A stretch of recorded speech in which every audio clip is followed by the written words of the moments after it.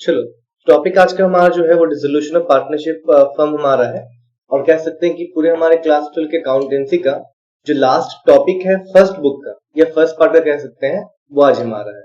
इसका नाम है डिसोल्यूशन ऑफ पार्टनरशिप फर्म। तो जिन लोगों ने आप जो टॉपिक बनाए हैं fundamental of partnership chapter number 1, उनको हेल्प मिला है फॉर श्योर चैप्टर नंबर 2 या 3 बनाने में, जो कि हमारा था पार्टनरशिप का एडमिशन टॉपिक। और जिन लोगों ने फंडामेंटल और एडमिशन बनाया है उन लोग को और हेल्प मिला है रिटायरमेंट बनाते वक्त। और जिन लोगों ने ये पार्टनरशिप का फंडामेंटल, एडमिशन और रिटायरमेंट टॉपिक बनाया है, आज तुम लोग फील करोगे ये चीज जब मैं क्वेश्चन सॉल्व करूंगा ऑनलाइन तुम्हारे सामने, आज अभी तुम लोग को डिसोल्यूशन भी में हेल्प मिलेगा। तो हर बार मैंने कहा है कि एक तुम जब चैप्टर कर रहे हो तो उसको अच्छे से करने का बेनिफिट ये है कि 70% जो तुम्हारा है अगले चैप्टर का भी तुम कवर कर रहे हो इस वाले केस में जहां हम लोग पार्टनरशिप पढ़ते हैं। रिजोल्यूशन टॉपिक सबसे इजीएस्ट टॉपिक है पूरे पार्टनरशिप वाले फॉर्मेट में, क्योंकि हम लोग ऑलरेडी 3 चैप्टर पढ़ के आए पार्टनरशिप में, और जहां हम लोग इतना नॉलेज मिला, इतना हमने प्रैक्टिस किया अकाउंट्स को लेकर, कैलकुलेशंस को लेकर, कुछ एडजस्टमेंट्स को लेकर, जहां हमारा माइंड ट्रेंड इस वे में हो गया है कि हम लोग एडजस्टमेंट्स जो है हम लोग आगे रिजोल्यूशन का आराम समझ सकते हैं। एक कहता है कि मान के चलो अगर तुम लोग को फंडामेंटल टॉपिक अगर 1 महीने लग रहा है समझने में, तो 20 दिन लगेगा समझने तुम्हें एडमिशन, 15 डेज तुम्हें लगेगा समझने में रिटायरमेंट टॉपिक, और डिसोल्यूशन तो बस 1 हफ्ते या 10 दिन का तुम्हारा काम है। 3 या 4 क्लास में डिसोल्यूशन आराम से खत्म हो सकता है अच्छे तरीके से ध्यान दे।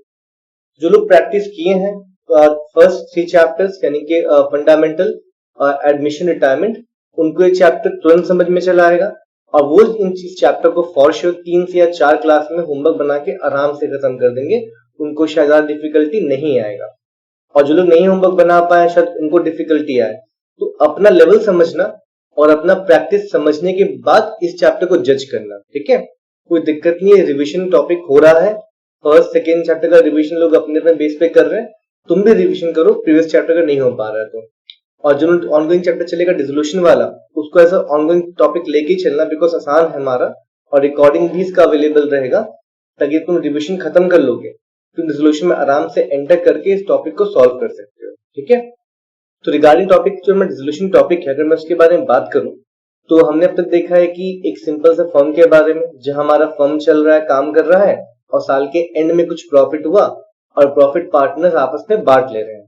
ये बात हमारा था फंडामेंटल ऑफ पार्टनरशिप के बारे में।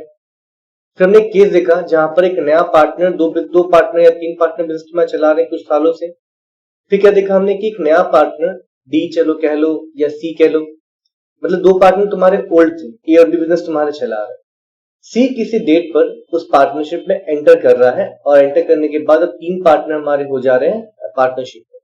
ये हमारा सेकेंड केस था, जहां जैसे कह रहे थे कि एडमिशन ऑफ पार्टनरशिप। हमने एक केस और देखा फिर आगे चल के कि 3 लोग या 4 लोग बिजनेस तुम्हारे कर रहे हैं, उसमें से एक बंदा जो है बिजनेस से निकल जा रहा है तुम्हारा, तो उसे हम कहते थे कि रिटायरमेंट ऑफ पार्टनरशिप। अब फोर्थ केस हमको सामने दिया हुआ है, यहाँ पर पूरा फर्म ही बंद हो जा रहा है, ठीक है।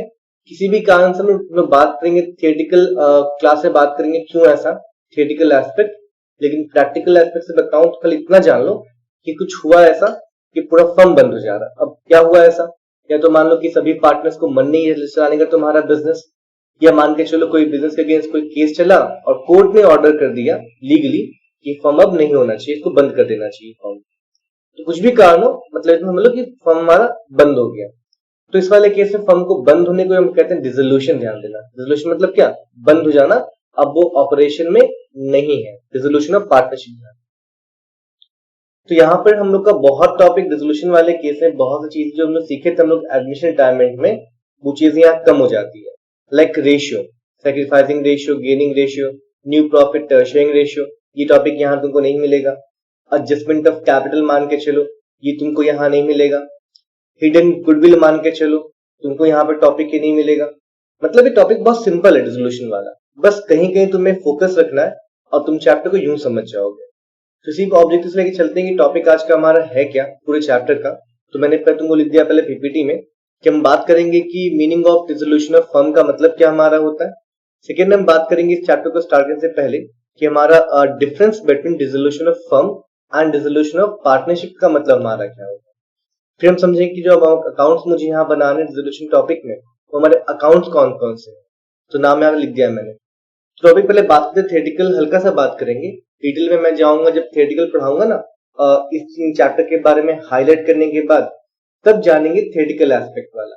क्योंकि आईएससी वाले बोर्ड्स में क्या होता है कि 12 मार्क्स का थ्योरी तुम्हारा चला आता है और 68 मार्क्स का जो हमारा होता है प्रैक्टिकल क्वेश्चन हमारे होते हैं।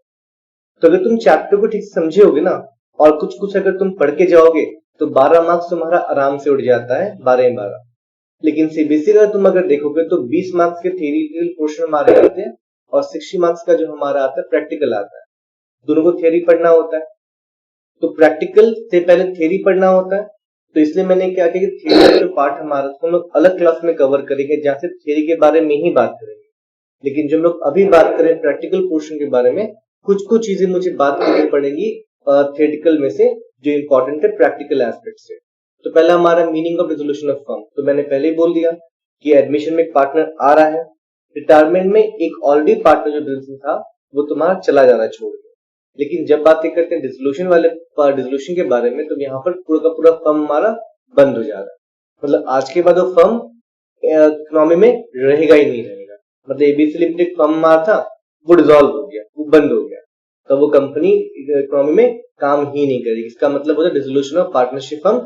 ब्रीफ में अगर मैं तुम्हें कहूँ, आगे हमें टॉपिक दिया कि difference between dissolution of firm and dissolution of partnership, ध्यान देना। तो यहाँ बच्चों को दोनों ही फ्रेज यानी कि dissolution of firm and dissolution of partnership तुम लोग को बराबर लगना होगा, लेकिन ऐसा नहीं है। दोनों में डिसोल्यूशन वर्ड तो कॉमन दोनों फ्रेज में, लेकिन दोनों में दो चीज डिफरेंस है। पहला डिसोल्यूशन ऑफ फर्म यानी कि पूरे फर्म का डिसोल्यूशन, एक हमारा सेकंड जो हमारा फ्रेज है वो डिसोल्यूशन ऑफ पार्टनरशिप। वहां पे पार्टनरशिप न कि फर्म है, दोनों अलग अलग होता है। पार्टनरशिप अलग होता है, फर्म अलग होता है। मान के चलो कि 3 पार्टनर्स हमारे हैं, एबीसी मान के चलो, वो आपस में मिलकर बिजनेस स्टार्ट किए, तो बिजनेस को बोलते हैं फर्म, ध्यान देना। और फर्म जो स्टार्ट कर दिए वो लोग, अब उनके आपस में क्या रिलेशन है, मतलब फाइनेंशियल रिलेशन चलो कह लो, ठीक है, या लीगल रिलेशन चलो कह लो, क्या आपस में प्रॉफिट बांट रहे हैं 1:1:1 के रेशियो में, या तुम्हारा 3:2:1 के रेशियो में, इसे कहते हैं पार्टनरशिप, ध्यान देना। तो फर्म अलग होता है और उनका पार्टनरशिप यानी कि उनके बीच का रिलेशन जो होता है फर्म के अंदर, वो तुम्हारा अलग होता है। तो अगर तुम अब समझ पा रहे हो कि डिसोल्यूशन फर्म और पार्टनरशिप अलग अलग होता है, तो इनका डिसोल्यूशन भी तुम्हारा फिर अलग अलग होगा। तो हम जब एडमिशन पढ़ते हैं, जब रिटायरमेंट पढ़ते हैं, जब डेथ पढ़ते हैं, तब मुझे क्या समझ में आता है कि एडमिशन, रिटायरमेंट और डेथ के बाद जो होता है, उन तीनों ही पार्टनर्स में आपस में रिलेशन हमारा चेंज हो जाता है। और चेंज होने का मतलब ही क्या है, उनके आपस में प्रॉफिट शेयर करने का रेशियो हमारा होता है चेंज। चाहे एडमिशन टॉपिक पकड़ लो, चाहे तुम रिटायरमेंट टॉपिक पकड़ लो, चाहे तुम पकड़ लो मान के चलो डेथ टॉपिक, जो मेरे सिलेबस में शायद इस बार नहीं है, देखा था मैंने कवर कर, ठीक है। जस्ट वेट, क्या हुआ, आगे बढ़ते हैं। अच्छा, यहाँ तक सबको मेरा ऑडियो आ रहा है? जरा मुझे कंफर्म करना ग्रुप में, कुछ अभी टीम्स में कुछ नोटिफिकेशन है, मुझे नहीं पता क्या आया, जरा मुझे कंफर्म करना यहाँ तक सबको मेरा ऑडियो और पीछे का वीडियो ठीक से आ रहा है। तो ओके चलो 11:16, ठीक है, एक मैसेज मुझे आ गया, बाकी सबको भी शायद आ ही रहा होगा। ओके फाइन, तो आगे बढ़ते हैं।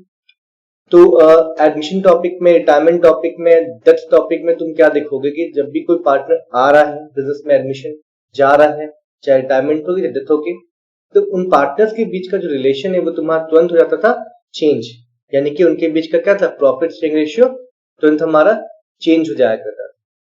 तो इसे कहते हैं कि dissolution of partnership and reconstruction of partnership. ध्यान दें, मान के चलो पहले हमारे पास 3 पार्टनर थे एबीसी, उनका रेशियो था मान के चलो 1:1:1, तीनों के बीच में था।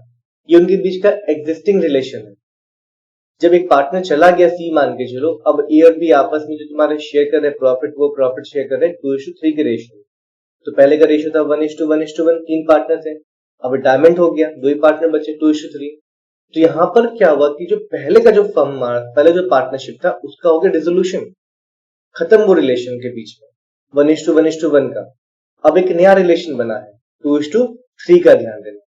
तो एडमिशन के वक्त, रिटायरमेंट के वक्त और डेथ के वक्त दो चीजें साथ में होती है। डिसोल्यूशन ऑफ पार्टनरशिप होता है और रिकंस्ट्रक्शन ऑफ पार्टनरशिप भी हमारा होता है। मतलब ओल्ड प्रॉफिट रेशियो खत्म, नया प्रॉफिट रेशियो हमारे सामने चला आता है, जिसे कहते हैं डिसोल्यूशन ऑफ पार्टनरशिप। ध्यान देना, फॉर्म में वर्ड यहाँ पे यूज नहीं करूंगा, डिसोल्यूशन ऑफ पार्टनरशिप, क्योंकि बीच का रिलेशन चेंज होता है। ये 3 केस में होता है, एडमिशन, रिटायरमेंट, डेथ वाले में। लेकिन टॉपिक जो आज का हमारा है वो डिसोल्यूशन ऑफ फर्म है। यहाँ पर फर्म का ही पूरा डिसोल्यूशन हो जा रहा है। मतलब जब भी फर्म का डिसोल्यूशन होगा, तीनों पार्टनर चले गए अपने यहाँ से, तीनों पार्टनर तो बचे तुम्हारे नहीं, तो यहाँ पे डिसोल्यूशन ऑफ फर्म वाले केस में दोनों हो जाता है। डिसोल्यूशन ऑफ पार्टनरशिप भी खत्म, अब उनके बीच में कोई रिलेशन ही नहीं रहा। जब फर्म बंद हो गया तो रिलेशन क्या रहेगा उनके बीच में। सेकेंड चीज तुम यहाँ कर देखोगे कि फर्म कितने हमारे एसेट्स थे, लायबिलिटीज से, जितना बिक सका हमने बेचा और पार्टनर्स को उतना उतना पैसा उनका हमने दे दिया यहाँ पे, जिसे कहते हैं डिसोल्यूशन ऑफ फर्म। तो मुझे रिप्लाई कर दो ग्रुप में, क्या तुम लोग को डिसोल्यूशन ऑफ पार्टनरशिप यानी कि जहां उनके बीच का रेशियो तुम्हारा चेंज होता है, और डिसोल्यूशन ऑफ फर्म जहां तुम्हारा पूरा का पूरा फर्म ही बंद हो जाता है, ये तुमको दो टॉपिक समझ में आए कि नहीं आया, और तुम समझ पा रहे हो कि नहीं समझ पा रहे हो ब्रीफ में, कि डिसोल्यूशन ऑफ पार्टनरशिप अलग होता है और डिसोल्यूशन ऑफ पार्टनरशिप फर्म अलग होता है। मुझे ब्रीफ में खाली बता दो, खाली कि हम लोग थ्योरेटिकल जब करेंगे ना, डेफिनेशन में बात करेंगे, ठीक है, कैसे बात करेंगे। तो अभी के लिए टॉपिक समझने के लिए एक कॉमन अंडरस्टैंडिंग जरूरी है कि हम समझ जाए कि पार्टनरशिप का अलग होता है डिसोल्यूशन, और फर्म का मतलब हमारा अलग होता है। 4 लोगों ने रिप्लाई किया अब तक। बाकी लोग जरा फास्ट फास्ट रिप्लाई कर दे ताकि हम लोग आगे बढ़े टॉपिक का और बातें करें अकाउंट्स के बारे में। फिर कम से कम मैं एक क्वेश्चन सॉल्व कर दूंगा ऑनलाइन, तुम फील करोगे, मैं फिर से बोल रहा हूँ, जो होमवर्क बनाए हैं सभी टॉपिक का आज तक का, उनको ये चैप्टर बड़ा ही सिंपल लगेगा, ठीक है। और जो होमवर्क नहीं बनाए हैं या फिर नहीं प्रैक्टिस किए practical question, admission time and death fundamental का, उनको हल्का सा एक कंफ्यूजन लग सकता है। तो अपना कंफ्यूजन को समझना क्यों आ रहा है और प्रैक्टिस करना स्टार्ट कर देना। ऑलमोस्ट रिप्लाई किया 4 लोगों ने, 5 लोगों ने। बाबा सब लोग रिप्लाई करो ना, सबसे इंडिविजुअल क्वेश्चन मेरा है। चलो कोई नहीं, आगे बढ़ते हैं। तो मुझे यहाँ पे अकाउंट्स क्या क्या बनाने, देखो एडजस्टमेंट्स यहाँ पर नहीं है, मैंने पहले बोला यहाँ पे रेशियो के बारे में यहाँ पे एडजस्टमेंट नहीं है, वो यहाँ से हट गया, पूरा पूरा काम ही नहीं पड़ेगा उसका। यहाँ पर हिडन गुडविल के बारे में यहाँ पे एडजस्टमेंट नहीं है, हट गया पूरा पूरा। यहाँ तुमको पार्टनर का कैपिटल लास्ट में एडजस्ट नहीं करना है, हट गया पूरा यहाँ पर। और जो टॉपिक हम लोग सीखे थे रिटायरमेंट या फिर एडमिशन वाले में, उनके कुछ एक दो टॉपिक जो है यहाँ पे चले आएंगे। तो बहुत ही माइनर से हम लोगों ने इतना बार किया एडमिशन रिटायरमेंट भी एडजस्टमेंट, यहाँ पे दोबारा बोलने का फायदा नहीं है। तुम लोग बस बोलो कि कितना बड़ा टॉपिक है, लेकिन जब क्वेश्चन सॉल्व करूंगा ना, तुम देखोगे कि जो हम लोग एडमिशन किए थे हम लोग वही चीज यहाँ पे करें। तो अगर बात मैं करूँ अकाउंट्स के बारे में, तो यहाँ पे 3 अकाउंट हमारा जो है, जो मुझे बनाना अपने कॉपी पर अपने सोल्यूशन के तौर पर, वो हमारा मेन है। एक हमारा रियलाइजेशन अकाउंट, आई रिपीट, कौन सा? रियलाइजेशन। हम लोग पहले करते थे रिवैल्यूएशन अकाउंट। देखो सिर्फ नाम अलग हुआ है और कुछ कुछ चीजें अलग होंगी, लेकिन नेचर दोनों का सेम हमारा होगा, ठीक है। कि एंड में बताना कि जो एसेट्स और लायबिलिटीज रिगार्डिंग हमको लॉस हुआ है या हमारा प्रॉफिट हुआ, मान के चलो काम एक ही है, बस नाम अलग है। कुछ हमारे फॉर्मेट भी यहाँ पर अलग अलग होंगे, तो तुम लोग आराम से डिफ्रेंशिएट कर पाना। मुझे मैं स्कूल टाइम में दिक्कत हुआ समझने में कि बात में कंफ्यूज जाया करता था, revaluation account, realisation account. Realisation account सिर्फ और सिर्फ बनता है डिसोल्यूशन टॉपिक में, लेकिन रिवैल्यूएशन अकाउंट तुम्हारा जो है वो एडमिशन, रिटायरमेंट और डेथ में बनता है। तो बाद में मैंने जब क्लियर किया, दिमाग को ट्रेन किया, तो मुझे समझ में आ गया। तुम भी यहाँ पे करना कि डिसोल्यूशन वाले टॉपिक में बनता है मेरा रियलाइजेशन अकाउंट, ठीक है। आगे बढ़ते हैं, फॉर्मेट दिखाऊंगा तुम लोगों में क्या होता है। आगे हमारा पार्टनर्स का हमारा कैपिटल अकाउंट, पार्टनर्स है, कंपनी तुम्हारी बंद हो रही है, तुम फर्म हो, तुम पार्टनर नहीं हो, तुम अकाउंटेंट हो और तुम फर्म के अकाउंटेंट हो। तुम अपने आप को फर्म मान के चलोगे, बिजनेस मान के चलोगे, और उस केस में तुम क्या कर रहे हो कि फर्म बंद होने के कगार पे है, ये बंद हो रही है, सभी एसेट्स हमारे बिक रहे हैं, तो पार्टनर्स को अब उनका पैसा लौटाना है। मतलब बिजनेस पैसा लौटाएगी पार्टनर्स को उनका हिसाब पत्तर कर। तो उनका हिसाब, पार्टनर का हिसाब कौन से अकाउंट में होता है? एक अकाउंट में हमारा होता है पार्टनर से कैपिटल अकाउंट। और ये हम समझते आ रहे हैं फंडामेंटल चैप्टर यानी कि चैप्टर 1 समझते आ रहे हैं कि हर बार बिजनेस को पता करना है साल के एंड में कि जो पार्टनर्स के बिजनेस में है 3 या 4 मान के चलो, उनका कितना हिसाब पत्र पूरे साल में हुआ है, उनके एंड में कितना पैसा बिजनेस के पास है अपने पार्टनर्स का। उसके लिए वो पार्टनर्स का बनाती है कैपिटल अकाउंट। तो यहाँ भी सेम रहेगा, लेकिन यहाँ पर एक चीज है कि पहले चैप्टर्स में साल के एंड में कितना पार्टनर्स का बैलेंस होगा, ये फर्म को था इंटरेस्ट जानने में, अपने बुक्स में दिखाने में। लेकिन यहाँ तो साल का एंड ही नहीं है, यहाँ तो पूरा का पूरा बिजनेस ही हमारा बंद हो जा रहा है। तो जो भी उनका एंड में पैसा निकलेगा, पार्टनर्स का ध्यान देना, वो फर्म को जानना जरूरी है, बिकॉज फर्म उतना ही पैसा वापस करेगी अपने पार्टनर्स को ध्यान देना। तो इसलिए हम लोग निकालते हैं, जो भी नहीं निकालते हम लोग closing figure to balance sheet partner से कैपिटल अकाउंट में पहले, यहाँ हमको वही ठीक उस तरीके से ही निकालना है। लेकिन यहाँ पर बस निकालने के बाद उन पार्टनर्स को उतना उतना पैसा 3-4 सबको पैसा देकर रवाना कर देना है। जो बिजनेस अब है ही नहीं, तो उनके कैपिटल को सीडी बना करने का फायदा ही क्या है? तो मतलब जो पैसा बिजनेस में है वो तुम लोग पैसे लेकर जाओ अपना। इसलिए क्लोजिंग फिगर चाहिए पार्टनर्स के कैपिटल अकाउंट का, जो निकालते हैं पार्टनर्स के कैपिटल अकाउंट बनाकर। आगे बात मैं करूं, कैश अकाउंट या बैंक अकाउंट, पूरा कंपनी हमारा बंद हो रहा है, मतलब पूरा फर्म हमारा बंद हो रहा है, पूरा बिजनेस बंद हो रहा है। कुछ हम ऐसे जो हमारे पास है, मशीनरी है, फर्नीचर है, स्टॉक है, डेटर्स है, इनको हम बेचेंगे तो पैसा आएगा। कुछ हमारी लायबिलिटी है, सन्डी क्रेडिटर्स है, बैंक का लोन है, बिल्स पेबल है, आउटस्टैंडिंग लायबिलिटी है, एक्सपेंस है, इनको हम पे करेंगे तो पैसा जाएगा। तो एक अकाउंट होना चाहिए ना पूरा। जब फर्म बंद हो रहा है तो एक खाता, एक मुझे कैलकुलेशन रखना पड़ेगा अपने हाथों में, कितना पैसा आया और कितना पैसा गया, किन किन चीजों के लिए पैसा आया और किन किन चीजों के लिए पैसा गया। इस पूरे अकाउंट का तुम्हारा जो इन्फॉर्मेशन का जो तुम करोगे रिकॉर्डिंग, वो तुम्हारा रिकॉर्डिंग होगा कैश अकाउंट या मान के चलो बैंक अकाउंट। अंदर में आइटम पूरा सेम होगा, बस ऊपर का हेडिंग बदल जाएगा, कैश अकाउंट या bank account, depending upon the question remember. ठीक है, 3 अकाउंट हमारा। बाकी partners loan account if needed या फिर इफ आस्क्ड, वो हम लोग क्वेश्चन में से अगर मुझे मिल गया ना करते करते, तो वहां तुम्हें उस क्वेश्चन से मैं तुम्हें समझा दूंगा कि हमारा अकाउंट का रूल क्या है। कुछ रूल नहीं है, बहुत सिंपल से माइनर से रूल, टेंशन वहां मत लो। तो मुझे बताओ चैट में सभी लोग, आई रिपीट, जितने लोग मुझे सुन पा रहे हैं अभी ऑनलाइन, सभी लोग मुझे बताओ कि क्या तुम लोग को जो मैंने बताया अकाउंट्स के बारे में तुमको समझ में आ गया कि रियलाइजेशन अकाउंट बनता है डिसोल्यूशन टॉपिक में, रिवैल्यूएशन अकाउंट बनता है बाकी में। तो इस पे तुम लोग डिफरेंशिएट करके सोच पा रहे हो शायद, मेरे हमें बिलीव करते हैं। तो मुझे बताओ कि अब तक तुमको समझ में आया जो मैंने ब्रीफ में बोला? सब लोग रिप्लाई करो चलो ग्रुप में, ताकि मैं आगे बढ़ सकूं क्वेश्चंस को लेकर।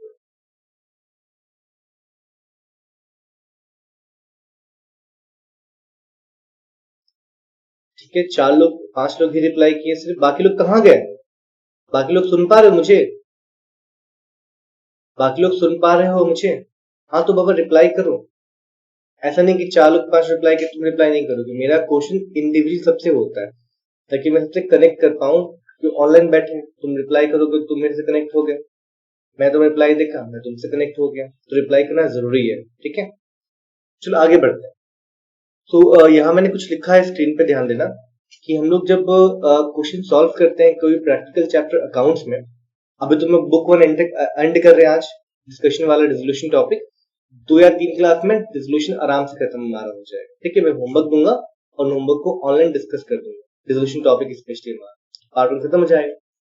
लेकिन पार्ट 1 खत्म होने के साथ ही तुम लोग को ध्यान देना है कि हर एक चैप्टर का अपना होता है अप्रोच, तो कॉमन होता है हर तुम्हारा, क्या बोलते हैं, पूरे अकाउंट्स का सॉल्व करने का। लेकिन हर एक चैप्टर तुम जब सॉल्व करते हो ना, तो बच्चों कंफ्यूजन बहुत आता है। ये मैंने अपने स्कूल टाइम में चीज फील किया था। ठीक है, ये मैंने अपने स्कूल टाइम में चीज फील किया था। तो ये तुम्हारा सेम चीज अभी भी तुम्हारा कॉमन होगा। लेकिन जब तुम स्टेप्स याद रखते हो दिमाग में कि पहले क्या करना है, बाद में क्या करना है, आगे क्या करना है, आगे क्या करना है, तो ये कंफ्यूजन धीरे धीरे क्या होता है, खत्म ही हो जाता है। ठीक है, जिसे मैं अप्रोच बोलता हूँ, ये एक जनरलाइज चीज है। क्वेश्चन के स्टार्टिंग से एंड तक मुझे एक बार ही पढ़ना है, और मुझे याद रखना है कि जो भी इंफॉर्मेशन मुझे टॉप टू बॉटम मिलते जा रहे हैं, उनको मैं कैसे और कहाँ कहाँ मुझे यूटिलाइज करना है। ये धीरे धीरे बिल्डअप हो जाता है, इतना स्ट्रांगली तुम्हारा बिल्डअप होता है तुम्हारा अप्रोच। तुम एग्जाम जब बैठते हो ना, तुम्हें भले ही क्वेश्चन ना आता, लेकिन तुम तब भी उस क्वेश्चन में आधा मार्क्स तो लेकर चले ही आओ। क्यों? कि आधा मार्क्स अकाउंटेंसी है, इंफॉर्मेशन को पुट करने पे भी मार्क्स मिलता है। अगर मैं 70% को भी टच करके आ पाया क्वेश्चन में, 30% मुझे ब्लैंक चला गया, 70% में क्वेश्चन को अकाउंट्स में पुट करके आ रहा हूँ, जितना मुझे आ रहा है मैं उतना करके आ रहा हूँ, तो 10 नंबर वाले क्वेश्चन में तुम 7 मार्क्स आराम से बोर्ड्स में लेकर जाओ। ये कहलाता है अप्रोच।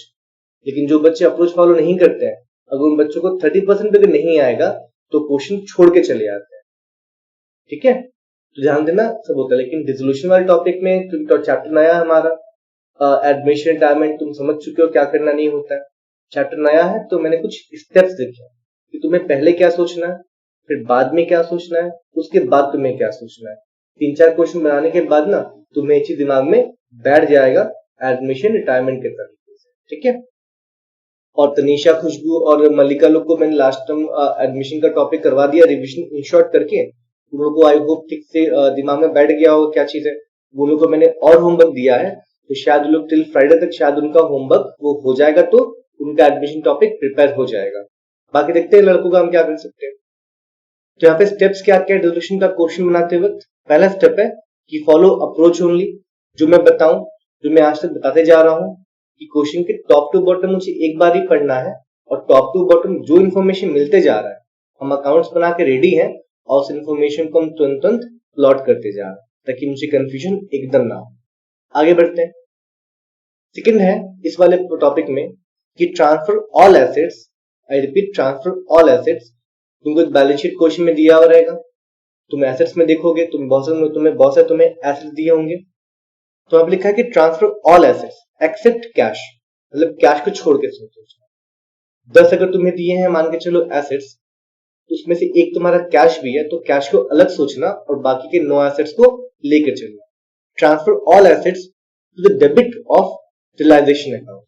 मैं तुम्हें दिखा दूं रेफरेंस पर्पस पर भी कि हमारा रियलाइजेशन अकाउंट क्या होता है। तुम देख पाओगे स्क्रीन पर रियलाइजेशन अकाउंट। तो ये रियलाइजेशन अकाउंट का डेबिट साइड है हमारा, तुम्हारे स्क्रीन पे तुमको दिख रहा होगा, और इधर वाला जो हमारा रियलाइजेशन अकाउंट का हमारा क्रेडिट साइड है, ध्यान देना। ठीक है, तो मुझे डेबिट में पहले सभी एसेट्स को ट्रांसफर करना है। तुम मान के चलो कि हम लोग यहाँ पे ऐसे ले रहे हैं कि फर्म है, एक आदमी है मान के चलो बाहर वाला, फर्म सभी एसेट्स उस आदमी को ट्रांसफर कर दी कि लो सभी एसेट्स तुम रखो और बेच के मुझे पैसे दो। सेम चीज यहाँ पर हो रहा है, मतलब पूरा पूरा एसेट सब ट्रांसफर हो रहा है रियलाइजेशन अकाउंट। पहले हम लोग करते क्या थे, डिफरेंस फिगर हम लोग देते रिवैल्यूएशन अकाउंट में। लेकिन रिवैल्यूएशन अकाउंट का पहला स्टेप क्या मुझे बोलता है कि जितने भी तुम एसेट्स देख पा रहे हो एक्सेप्ट कैश, तुम सभी को लाइन से लाइन ट्रांसफर करो इंडिविजुअली, सिंगल सिंगल, टू लिख लेकर debit side of realisation account. तुम्हारा पहला स्टेप होना चाहिए। तो मतलब क्वेश्चन मिलते ही तुरंत देखो एसेट्स की तरफ, कैश को अलग रखो और सभी एसेट्स को ट्रांसफर कर दो अपने रिवैल्यूएशन अकाउंट के डेबिट में। To debtor, to machinery, to furniture, to stock, इस तरीके से सिंगल सिंगल लिखकर। मुझे पता तुम लोग अभी समझ में नहीं आ रहा होगा, मैं बस बोलने के लिए बोल रहा हूँ। आगे हमारे पास एक क्वेश्चन मैं भी सॉल्व करूंगा ऑनलाइन तुम्हारे सामने ही, तुम्हें समझ में आएगा, बस सुन लो खाली। तो पहला हमारा स्टेप क्या था इसमें कि सभी एसेट्स को रिवैल्यूएशन अकाउंट के डेबिट में करना है ट्रांसफर। ठीक है, एक्सेप्ट कैश। नंबर 2 हमारा ठीक उल्टा, जितना भी तुमको लायबिलिटी दिख रहा है, और लायबिलिटी की मैं बात करता हूं तो यहाँ पे तुम्हारा बात होगा एक्सटर्नल लायबिलिटी।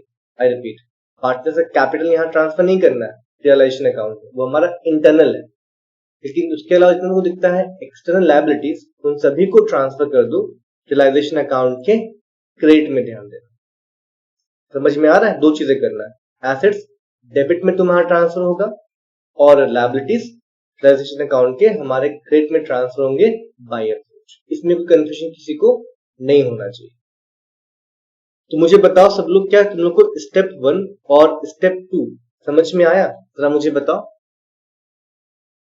सभी लोग मुझे बताओ, क्या तुम लोग को स्टेप 1 स्टेप 2 समझ में आया कि मुझे क्या करना है अभी इन शॉर्ट?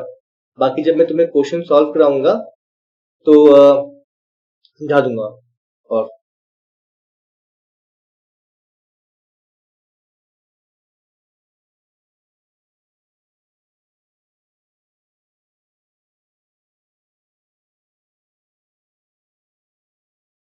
मुझे बताओ जरा कि स्टेप 1 सबको समझ में आया है कि जब भी हम क्वेश्चन पढ़ रहे हैं जितना मुझे एसेट्स मिल रहा है हमारे बैलेंस शीट के अंदर, सभी को उठाओ और रियलाइजेशन अकाउंट डेबिट लिख दो लाइन से, टू लिख दिया हमने। फिर लायबिलिटी को देख लो, जितने हमारे एक्सटर्नल लायबिलिटी है उन सभी को क्या कर दो, लिख दो by creditors, by provision, by bills payable, by bank loan. इस तरीके से मुझे ट्रांसफर मैंने पूरा कर दिया पहले, ठीक है। आगे बढ़ता हूँ नंबर 3, नंबर 4 मुझे स्टेप क्या बोलते हैं, पहले तो अप्रोच हो गया, इसके अकॉर्डिंगली आई गेस नंबर 4 हमारा step, follow the adjustments given in the question. इतना सिंपल सा क्वेश्चन है ना ये टॉपिक तुम्हारा, कि एडजस्टमेंट से ही तुमको तुम्हारा आंसर मिल जाएगा। तो मुझे आगे क्या करना है तो उसके बारे में क्वेश्चन में बात करो, तुमको कैसे एडजस्टमेंट दिया हुआ। और लास्ट में rest adjustments are similar to topics done like in admission और टाइम इन चैप्टर।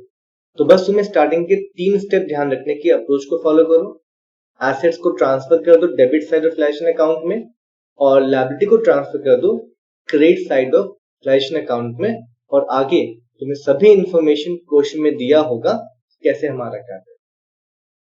तो मैं स्टेप के बाद अगर तुम्हें समझाऊं कि अकाउंट के बारे में, फ्लैशन अकाउंट, तो तुम्हें तुम्हारे स्क्रीन पे सिर्फ 4 चीजें दिखेंगी, 4 चीज, 4 में तुम्हें फर्स्ट 2 दिखेगा डेबिट और क्रेडिट में, पहला टू सन्ड्री एसेट्स, तो मतलब ही है कि हमने बैलेंस शीट के सभी एसेट्स को लाइन से लिखा है यहाँ पर, डेबिट साइड में पहला हमारा स्टेप होना चाहिए। फिर तुम्हें दिखेगा नंबर 2 क्रेडिट साइड में बाई सन्ड्री लायबिलिटीज, ध्यान देना सभी लायबिलिटी को उठाया मैंने, एक्सटर्नल वाले सभी लायबिलिटी को, और मैंने क्या कर दिया, ट्रांसफर कर दिया अपने लायबिलिटी अकाउंट के हमारे क्रेडिट में, ध्यान देना इंडिविजुअली, ठीक है। अब तुम्हें नंबर 3, 4 भी दिख रहा होगा, तो 3, 4 तुम्हें समझना पड़ेगा एक चीज कि लायबिलिटी है तो पेमेंट भी होगा उसका। तो अगर हम कुछ पेमेंट कर रहे हैं लायबिलिटी का, कि क्रेडिटर मान के चलो 1 लाख रुपए का बुक्स में, तो मैंने ट्रांसफर कर दिया क्रेडिटर को नंबर 2 वाले स्टेप में बाय क्रेडिटर 1 लाख रुपए। अब अगर मैं क्रेडिटर को पे कर रहा हूं 90,000 रुपए, तो मैं स्टेप नंबर 3 में, यानी कि तुमको दिख रहा लेजर वाले में 3 में लिखूंगा टू बैंक अकाउंट डैश हमारा क्रेडिटर, कि मैंने इसको इतना पेमेंट किया। तो नंबर 3 में तुम क्या देख पा रहे हो, टू बैंक अकाउंट, और लिखा मैंने ब्रैकेट में payment of liabilities and expenses. तो तुम्हें अगर जिसमें कुछ भी बोला है कि फर्म ने कुछ पे किया लायबिलिटी, या मान के चलो कोई एक्सपेंस पे किया है, तो तुम उसको लिखोगे रिवैल्यूएशन अकाउंट के डेबिट में लिखोगे इस तरीके से, टू बैंक अकाउंट, नीचे में डैश देकर, टू बैंक किस लिए, क्रेडिटर, टू बैंक फिर से किस लिए, बिल पेबल, ध्यान देना। ठीक, इसका उल्टा कि अगर तुमने कोई एसेट्स अगर तुमने बेचा है, जो तुमने पहले ट्रांसफर किया था डेबिट साइड में, अगर तुमने कोई एसेट्स बेचा और तुम्हें पैसे आए हैं, तो तुम यहाँ पे एंट्री करोगे उसका बाय बैंक अकाउंट और लिखोगे पेमेंट रिसीप्ट। मुझे पता डाउट होगा, फॉर श्योर नया चैप्टर है ना, जब तक मैं क्वेश्चन तुम्हें सामने नहीं करूंगा तुमको समझ में नहीं आएगा। तो 4 चीजें इवैल्यूएशन अकाउंट में हमारी होती है इंपॉर्टेंट। पहला 2 डेबिट में, पहला हमारा जहां हम लोग एसेट्स ट्रांसफर करते हैं, सभी एसेट्स निकाल के बैलेंस शीट में से। नंबर 2 हमारा लायबिलिटी, जहां सभी हम लायबिलिटी क्या करते हैं, बैलेंस शीट का ट्रांसफर करते हैं हमारे रियलाइजेशन अकाउंट के क्रेडिट में, ध्यान दें। नंबर 3 हमारा, जहां अगर मैं कोई भी लायबिलिटी या कोई भी एक्सपेंस पे कर रहा हूं, तो मैं क्या करूंगा, अपने रियलाइजेशन अकाउंट के डेबिट में लिखूंगा टू बैंक करके, सभी जो मैंने पे करा मैंने।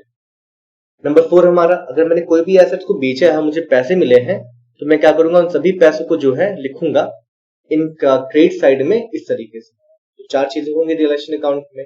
इन 4 चीजों के बेस पे तुमको समझना है कि रियलाइजेशन अकाउंट हमारा क्या होता है। अगर एक या 2 टॉपिक हमारा आया क्वेश्चन में, उसके बारे में हम उन क्वेश्चन के स्पेसिफाइड बात करेंगे। तो 4 चीजें यहाँ पर। इतना करने के बाद जब सभी इंफॉर्मेशन खत्म हो जाए रिगार्डिंग रिलेशन अकाउंट, तब तुमको वही करना है जो तुम पहले किए थे इवैल्यूएशन टॉपिक के अंदर। तुम इस अकाउंट को क्लोज करोगे, तुमको एंड में या तो रियलाइजेशन प्रॉफिट आएगा डेबिट साइड में, या तुमको रियलाइजेशन लॉस आएगा तुमको क्रेडिट साइड में, और तुम उसको बांटोगे सिंपल पार्टनर्स के प्रॉफिट शेयरिंग रेशियो में, और तुम उसको कहां लिखोगे, यहां से निकालकर पार्टनर्स के कैपिटल अकाउंट में, ध्यान देना जो तुमने किया था रिवैल्यूएशन अकाउंट में उस समय, कि एंड में पूरा अकाउंट क्लोज करने के बाद तुमको रियलाइजेशन प्रॉफिट निकालना है या फिर रियलाइजेशन को लॉस निकालना है, और उसको तुमको ट्रांसफर करना है पार्टनर्स के कैपिटल अकाउंट में, ध्यान देना। तो इसके बाद हमारा क्वेश्चन आ गया। अब इस क्वेश्चन को मैं सॉल्व करूंगा ऑनलाइन अभी तुम्हारे सामने यूजिंग फॉर्मेट, ध्यान देना। तो इससे पहले मैं फिर से तुम लोग से पूछूंगा कि जो मैं तुम लोग को बोला अब तक, क्या तुम लोग को थोड़ा थोड़ा समझ में आया?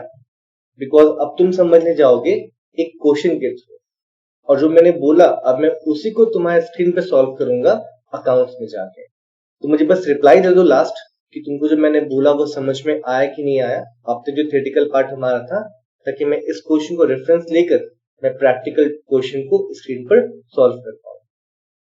ठीक है, नीतीश को समझ में आया है, मलिका को थोड़ा समझ थोड़ा ही आएगा, टेंशन मत लो, पूरा आएगा दुनिया से। चैप्टर का हमारा फर्स्ट है। 4 लोगों ने ही रिप्लाई किया, बाकी लोग कहाँ गए? मैंने कहा ना, मेरा क्वेश्चन सबसे रहता है इंडिविजुअल, सबको रिप्लाई कर, टीम्स को मिनिमाइज करके।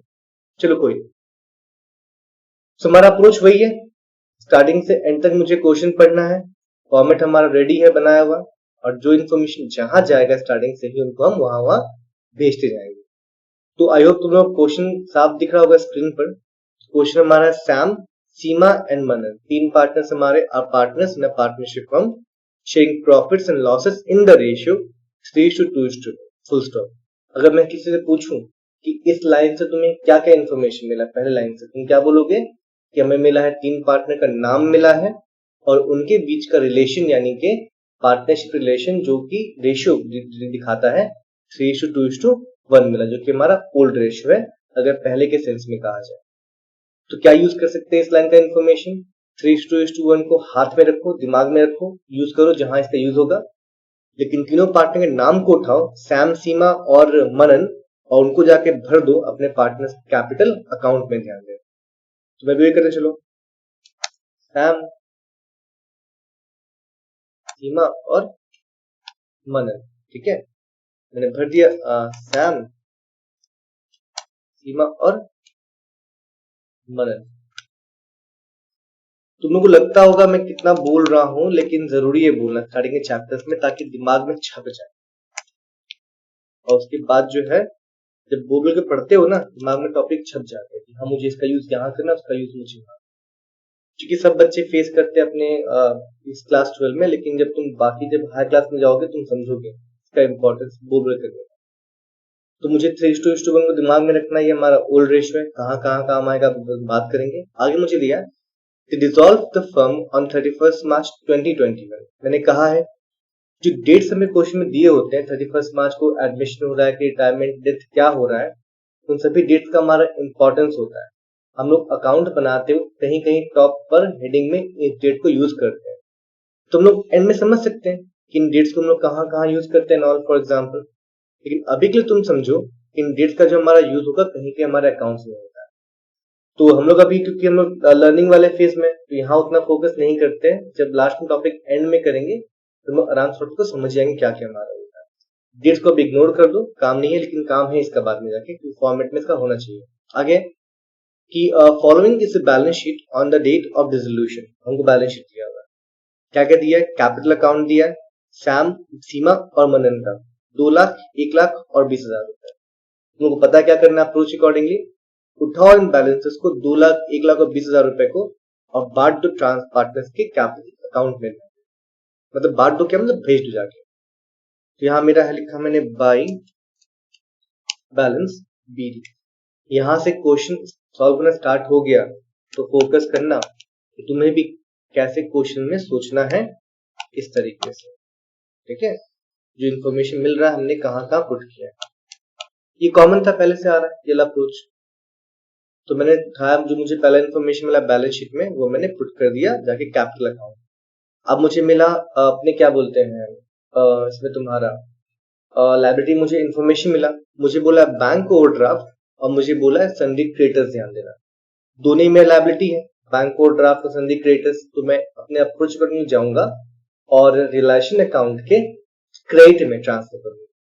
तुमको चीज याद हो जाना चाहिए कि डिसोल्यूशन टॉपिक में जब भी कोई बैलेंस शीट में मुझे मिलता है लायबिलिटीज, तो उसको हम ट्रांसफर करते हैं रिलेशन अकाउंट के क्रेडिट में। ध्यान देना, दो मुझे मिल रहे बैंक ओवरड्राफ्ट और मैं सन्डी क्रेडिटर्स, एक 60,000, 20,000 रुपए। तो मैं अपने रिलेशन अकाउंट में गया और मैंने क्रेडिट में लिखा, बड़ा कर दो,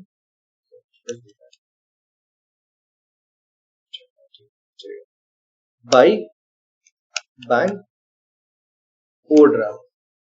कितने का अमाउंट है मेरा? 60,000 रुपए का अमाउंट है। आगे मेरा है बाई सन्ड्री क्रेडिटर्स, ये मेरा अमाउंट है शायद 1,20,000 रुपए। ठीक है, तो यहां मैंने अपना अप्रोच फॉलो किया फर्स्ट मैंने पार्टनर से कैपिटल अकाउंट को ट्रांसफर किया पार्टनर से कैपिटल अकाउंट में इंडिविजुअली। आगे जो मेरा अप्रोच था इस चैप्टर का कि जो मुझे लायबिलिटी मिलता है पूरे लायबिलिटी को ही मुझे ट्रांसफर करना है हमारे जो भी फॉर्मेट मैंने बनाया है। तो अब तुम सोचो कि मैंने पूरे के पूरे बैलेंस शीट के लायबिलिटीज में से कैपिटल अकाउंट का बैलेंस निकाल दिया, बैंक ओवरड्राफ्ट निकाल दिया, सन्डी क्रेडिट्स निकाल दिया, तो इसका मतलब है पूरा का पूरा मेरा लायबिलिटी साइड खाली हो गया। अज्यूम को दिमाग में अज्यूम कर लो कि लायबिलिटी साइड मेरा पूरा खाली हो गया। अब आते हैं एसेट्स में। तो पहले मुझे मिलता गुडविल, ठीक है, कितने का? 60,000 रुपए का। फिर मुझे मिलता मशीनरी, फर्नीचर, स्टॉक और डेटर हमारा। तुमको पता है कि जो भी गुडविल अगर देगा तुम्हें बिजनेस के अंदर ध्यान देना, यानी कि बैलेंस शीट के अंदर वो गुडविल हम लोग क्या करते हैं पार्टनर्स से काट लेते हैं, मतलब पार्टनर्स की डेबिट में एंट्री करते हैं, ठीक है। जहां भी सेम अप्रोच रखना कि हम लोग ये जो तुम्हारा है जो है 60,000 रुपए तुम्हारा है ना, इनको हम लोग क्या करेंगे पार्टनर्स के कैपिटल अकाउंट के डेबिट में एंट्री कर देंगे। तो चलते हैं पार्टनर से कैपिटल अकाउंट में। फर्स्ट हमको दिखा है टू गुडविल, ठीक है, 60,000 रुपए था और मुझे रेशियो में आता वो 3:2:1 था। अगर तुम डिवाइड करोगे तुमको अमाउंट मिलेगा 30,000 रुपए, फिर तुम्हें अमाउंट मिलेगा 20,000 रुपए, फिर तुम्हें अमाउंट मिलेगा 10,000 रुपए, ध्यान देना, ठीक है। तीन अमाउंट मैंने यहाँ पे ट्रांसफर कर दी। आगे हमारा जो बचते सभी एसेट्स हमारे सभी मेरे को ट्रांसफर करना है कहाँ पे? यूटिलाइजेशन अकाउंट में। मशीनरी है, फर्नीचर है, स्टॉक है, डेटर है, चार हमारे आइटम दिए हुए। चारों को लिखता हूं मैं पहले यूटिलाइजेशन अकाउंट जाके आइटम लिखता हूँ। मशीनरी, फर्नीचर, स्टॉक, नाम याद रखूंगा थोड़ा सा। Machinery, furniture, stock. To machinery, to furniture, मुझे मिला 2 स्टॉक और लास्ट मुझे मिला 2 डेटर्स, ध्यान देना, ठीक है। अब अमाउंट कैप्चर करते हैं, चलो अमाउंट देखते हैं। अमाउंट हमारा क्या क्या था? एक है स्टार्टिंग का 2.5 लाख रुपए, 30,000 रुपए, 1 लाख रुपए। मैं पहले फिल कर लूं, 2.5 लाख, 30,000, 1 लाख रुपए। तो मशीनरी मेरा है 2.5 लाख रुपए का, ये है मेरा 30,000 रुपए का और ये मेरा है 1 लाख रुपए का। तुम लोग को दिक्कत नहीं होगा बिकॉज तुम्हारे सामने बुक रहेगा, तुम आराम से अमाउंट को कॉपी कर सकते हो। मेरे को दिक्कत है कि साइड चेंज करना पड़ा बार बार अमाउंट के लिए। लास्ट डेटा का अमाउंट है 60,000 रुपए, तो मैंने क्या किया सभी को 60 को मैंने ट्रांसफर कर दिया। अब फिर से वही तुमसे मैं बोलूंगा कि मैंने अब अगर तुम देखोगे इस बैलेंस शीट को तो तुमको ये बैलेंस शीट दिखिए खाली, दिमाग में सोचो जरा सा कि मैंने इस बैलेंस शीट में से कैपिटल निकाल के भेज दिया, दोनों लायबिलिटी मैंने भेज दिया, तो लायबिलिटी पूरा ब्लैंक हो गया। गुडविल मैंने पार्टनर्स के कैपिटल अकाउंट में भेज दिया डेबिट साइड में, वो मेरा खत्म हो गया। मशीनरी जो हमारा था चारों हमने एसेट्स को भी ट्रांसफर कर दिया लाइसेंस अकाउंट में, तो हमारा पूरा का पूरा बैलेंस शीट ही खाली हो गया।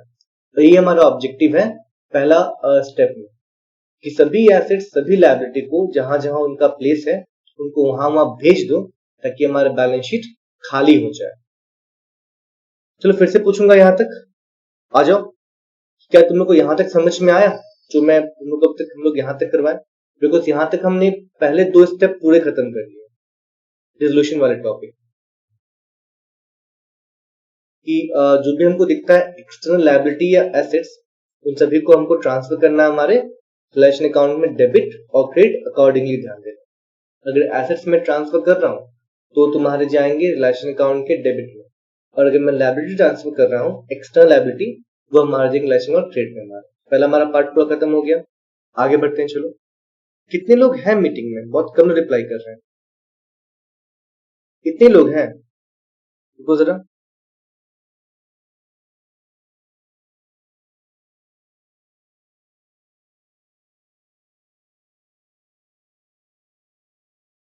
चलो आगे बढ़ते हैं। आगे मैंने कहा था कि इसके बाद क्वेश्चन में तुमको खुद दिया रहेगा मुझे क्या करना नहीं करना है, तो यहाँ कुछ नया होगा वो तुम लोग ध्यान सुनना, बाकी मैं तुम्हें एक्सप्लेन भी कर दूंगा। हमारे पास कुछ लायबिलिटी थे तो बिना पेमेंट के तो कंपनी बंद नहीं कर सकते। हमारे पास कुछ एसेट्स भी हैं, उनका क्या करेंगे? बेचेंगे फॉर श्योर। तो एसेट्स के बेचने वाले केस में दो चीज हो सकता है, या तो वो एसेट्स कोई पार्टनर लेके चल जा रहा है, फिर ऐसा होता है ना कि बिजनेस बंद हो रहा है तो हम लोग एसेट्स को बेचना ही हम लोग को दो चीज सकता है, तो मैंने मार्केट में बेच दिया और कैश पैसे ले लिए और वो कैश पैसा मैंने पार्टनर को हैंड ओवर कर दिया, लो तुम इतना पैसा बनता है तुम कैश में ले जाओ। कभी कभी ऐसा भी होता है कि जो हमारे एसेट्स हमारे कोई पार्टनर बोला ये एसेट्स हमको दे दो और इतना पैसा मेरे अकाउंट से काट लो, इतना पैसा मेरे को मत देना। तो जो हमारे पास एसेट्स है, मशीनरी, फर्नीचर, स्टॉक, डेटर, इनको मार्केट में बेचेंगे और मुझे पैसा मिलेगा। और कोई अगर पार्टनर रेडी है इन एसेट्स को लेने के लिए तो उनका हमारा एंट्री भी करेंगे अकॉर्डिंगली। ठीक है, इस तरीके से बैंक ओवरड्राफ्ट की लायबिलिटी को बिना पे किए हम कंपनी अपना फर्म बंद नहीं कर सकते, तो इनका पेमेंट भी होगा। तो एडजस्टमेंट्स में इसी के बारे में इंफॉर्मेशन देगा, कौन सा एसेट का कितना मुझे पैसा मिला और कौन सा लायबिलिटी का मैंने कितना पेमेंट किया था, तो उसका हम लोग समझेंगे ध्यान से क्या है। आगे बढ़ते हैं। So following assets were realized in cash, मतलब मैंने जिनको बेच दिया मार्केट में, मुझे पैसे मिले थे। मुझे मशीनरी का पैसा मिला है 2,20,000 रुपए। देखो उसका एंट्री कैसे करता हूँ। इसका एंट्री दो जगह होगा, हालांकि मैंने कैश अकाउंट बनाया ना, मैंने कैश अकाउंट बनाया है, तो इसका भी डुअल अप्रोच है, डुअल एंट्री है। इससे भी मशीनरी में बेचता हूँ। पहला एंट्री कहाँ होगा, हमारे रिलेशन अकाउंट में, कि जो भी अगर तुम सामान बेच रहे हो तो एसेट्स बेचने के वक्त जो मुझे पैसे मिलते हैं उसका हम एंट्री करते हैं रिलेशन अकाउंट के क्रेडिट। जस्ट उल्टा, तुम क्रॉस मान के चलो, अगर मैं एसेट्स ट्रांसफर कर रहा हूँ डेबिट साइड में, तो अगर मैं बेचूंगा जो मुझे पैसा मिलेगा वो पैसा मेरा जाएगा क्रेडिट साइड में। अगर मैंने लायबिलिटी को ट्रांसफर किया है क्रेडिट साइड में और उनका जब मैं पेमेंट करूंगा तो कहाँ जाएगा, डेबिट साइड में। तुम इस तरीके से लॉजिक बना सकते हो। तो मैंने बेचा है मशीनरी, तो मुझे पैसे मिले, तो मैंने एक एंट्री किया बाय बैंक और मैंने यहाँ पे लिखा 2,20,000 रुपए। और मैंने कहा था, याद है कि मुझे एक अकाउंट और बनाना है, कैश है बैंक अकाउंट, कि पैसे कहाँ कहाँ से कितने आए वो मेरे पास इंफॉर्मेशन होना चाहिए। तो मैंने एक बना के रखा है अपना कैश है बैंक अकाउंट, ध्यान देना, और मैं इसमें भी एंट्री मुझे करना पड़ेगा। तो पूरे बिजनेस से पता है, तुम अगर देखोगे ना बैलेंस शीट, तो स्टार्टिंग का कोई तुम्हारा कैश था ही नहीं, तो टू बैलेंस BDCD नहीं आया। लेकिन अगर बैलेंस शीट में हमारा कुछ कैश अगर होता तो कैश को यहाँ पे टू बैलेंस BD के अकॉर्डिंग लिखते हैं, तो कि जगह नहीं है तो ब्लैंक छोड़ दिया मैंने। तो फर्स्ट एंट्री ही आया टू रिवैल्यूएशन करके, to revaluation account. Cash book के डेबिट में एंट्री का मतलब क्या है, पैसा आया। आई रिपीट, क्या पैसा हमारा आया बिजनेस में। पहला पैसा कितना आया, 2,20,000 रुपए, जिसका एंट्री दो जगह होता है, बैंक अकाउंट में ध्यान देना और साथ ही साथ रियलाइजेशन अकाउंट में भी तुम्हारा होता है।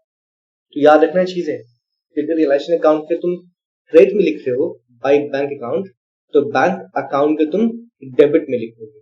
ये हमने क्लास 11 में खूब किया है कि एक सिंगल एंट्री का दो जगह पे उल्टा एंट्री होता है, रियलाइजेशन अकाउंट के क्रेडिट में तो बैंक अकाउंट के डेबिट में सिंगल ट्रांजेक्शन का हमारा एंट्री। चलते हैं बैक टू क्वेश्चन फिर से।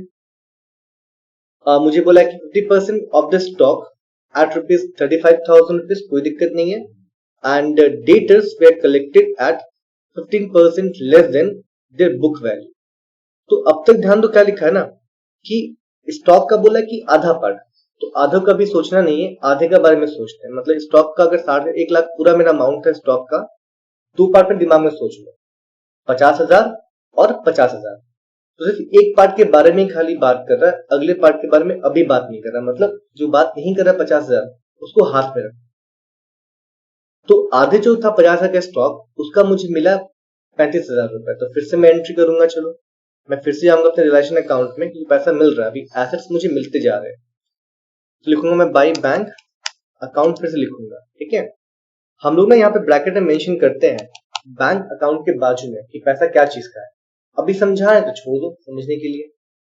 ये मैंने पैसे जरा मैंने एंट्री कर दिया, अब मैं फिर से बैंक अकाउंट में चला गया और डेबिट में मैं गया और लिखा मैंने फिर से यहाँ पर रिवैल्यूएशन अकाउंट। इतना अमाउंट हमारा 35,000 हो गया हमारा।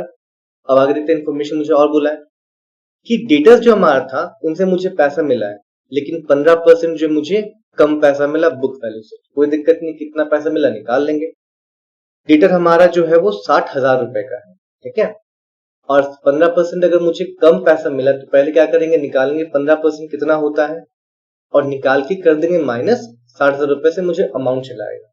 तुम अगर 15% निकालोगे डेटर का, तुम्हें अमाउंट आएगा 9,000 रुपए। तो मुझे 9,000 कम मिला है, तो कितना मिला है 51,000। तो 60,000 माइनस 9,000, 51,000 मुझे पैसे मिले डेटर के नाम पर। फिर से वही करेंगे, मैं गया रिलेशन अकाउंट में गया, लिखा फिर से बाय बैंक अकाउंट, और मुझे अमाउंट यहाँ मिला 51,000। ध्यान देना ज्यादा हो गया। यहाँ मैं फिर से बैंक अकाउंट गया, वहां मैं दिखा रहा हूँ डेबिट में कहां कहां से पैसा आ रहा है, टू रिवैल्यूएशन अकाउंट। कितना हमारा फिर से 51,000। कुछ दिमाग यहाँ पे लगा ही नहीं रहे उतना, जो मुझे इन्फॉर्मेशन दिया जिसमें उसी को हम लोग यूज कर रहे हैं यहाँ पर। बस कैसे करते हो मुझे पता होना चाहिए। हो गया book value. So goodwill could not realise any amount, कोई दिक्कत नहीं, हमने पहले पार्टनर से काट दिया तो मुझे गुडविल से कोई पैसा नहीं मिला। इस गुडविल के रिगार्डिंग आगे एडजस्टमेंट्स है, हम बात करेंगे। जब नहीं 2-3 क्वेश्चन करने के बाद जब टॉपिक पे आऊंगा तो मैं हल्का सा मॉडिफाई करूंगा इस गुडविल को लेकर। अभी क्योंकि स्टार्टिंग है, तुम लोगों को मैं कंफ्यूज नहीं करना चाहता, सिंपल सिंपल समझना इस तरीके से। लेकिन आगे 2-3 क्वेश्चन करने के बाद मैं इसको चेंज करूंगा, इसका एडजस्टमेंट करूंगा। तो मुझे कुछ पैसा नहीं मिला, तो मैंने पार्टनर से उसको काट लिया, पहले काट लिया। आगे मुझे बोला है कि रिमेनिंग 50% ऑफ द स्टॉक, मतलब जो नहीं हमने कहा था हाथ में 50,000 का स्टॉक रखा था, वो मुझे बोला है कि was taken by Sam at 32,000 रुपए। तो मैंने कहा था ना कि कोई पार्टनर स्टॉक ले भी सकता है। जब भी कोई पार्टनर स्टॉक लेता है ना, तब उसका एंट्री कैसे करते हैं ध्यान दो। अगर मैं बेचता उस स्टॉक को मार्केट में तो क्या होता, भाई बैंक लिखता, रिवैल्यूएशन कहूंगा क्रेडिट में।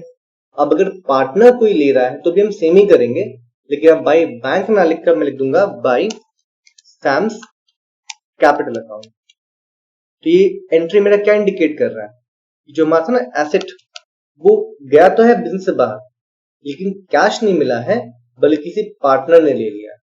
तो मैंने बैंक ना लिखकर रिलेशन क्रेडिट में मैं लिखा, पार्टनर का नाम लिखा मैंने कैपिटल अकाउंट 32,000 रुपए। अब मैं उस पार्टनर कैपिटल अकाउंट में भी जाऊंगा और डेबिट में एंट्री करूंगा सिर्फ उस पार्टनर में लिखकर बाय रिवैल्यूएशन अकाउंट है। सैम लिया ना 32,000 रुपए। मैं तुमसे पूछूंगा ये चीज, क्या तुमको समझ में आया? रिप्लाई करो मुझे कि जब भी कोई पार्टनर एसेट लेता है तो मुझे पैसे नहीं मिले, लेकिन ट्रीटमेंट तो वैसे मुझे करना है कि बिजनेस से मेरा बाहर गया हुआ एसेट। तो मैंने सब बैंक ना लिखकर रिवैल्यूएशन ऑफ ट्रेड में मैंने क्या लिख दिया, उस पार्टनर का नाम लिख दिया बाय सैम्स कैपिटल अकाउंट। कुछ इस तरीके से देखो, अकाउंट में हमारा नंबर 4 एंट्री 32,000 रुपए का, और मैंने उसी पार्टनर के कैपिटल अकाउंट के डेबिट में लिख दिया ताकि एंड में उसका पैसा उतना मैं काट के दूं, यही ना 32,000 रुपए। तो मुझे बताओ जल्दी से फास्ट फास्ट, क्या तुमको समझ में आया कि नहीं समझ आया तुम लोग को ये एंट्री? अगर नहीं आया तो कोई दिक्कत नहीं है, थोड़ा सा 1 क्लास 2 क्लास और हम लोग करेंगे इस चीज को लेके। अच्छा समझ में आ रहा, अच्छा बात है। चेक दिमाग में जज कर पा रहे होंगे शायद तुम लोग कि हम लोग क्या क्या चीजें। आगे बढ़ते हैं, चलो एक इन्फॉर्मेशन और दिया कि furniture was taken by Seema at 24,000। फिर से एसेट कोई और पार्टनर लिया, सेम ट्रीटमेंट करेंगे। मैं जाऊंगा रिवैल्यूएशन अकाउंट में और लिखूंगा बाय सीमास कैपिटल अकाउंट। ध्यान देना 24,000 रुपए मार्केट में बेचता तो बाय बैंक लिखता और बैंक अकाउंट में एंट्री करता। यहाँ पार्टनर ले रहा है, मैं रिवैल्यूएशन अकाउंट में एंट्री कर रहा हूँ और पार्टनर से कैपिटल अकाउंट में एंट्री कर रहा हूँ ताकि मैं एंड में उतना पैसा काट सकूं उनको, उसका क्लोजिंग कैपिटल निकालते हुए रिवैल्यूएशन अकाउंट। और लिखा मैंने सीमा में 24,000। ठीक है, यहां तक चल रहा है सब कुछ। आगे बढ़ते हैं, चलो। रिलेशन एक्सपेंसेस वे 3,000 रुपए। तो एक्सपेंस मैंने पहले कहा, यहाँ मुझे अब तक जो हम लोग कर रहे थे मुझे पैसा मिल रहा था, यहाँ हम क्या देख रहे हैं, एक्सपेंस से पैसा मुझे पे करना होता है। तो जब भी कोई एक्सपेंस पे करते हैं तो उनका एंट्री होता है रिलेशन अकाउंट के डेबिट में। कहां पर? डेबिट में, मतलब क्रेडिट में पैसा आने का एंट्री और डेबिट में पैसा पे करने का एंट्री। चाहे किसी लायबिलिटी के लिए पे करें, चाहे हम लोग किसी नॉर्मल किसी एक्सपेंस के लिए पे करें।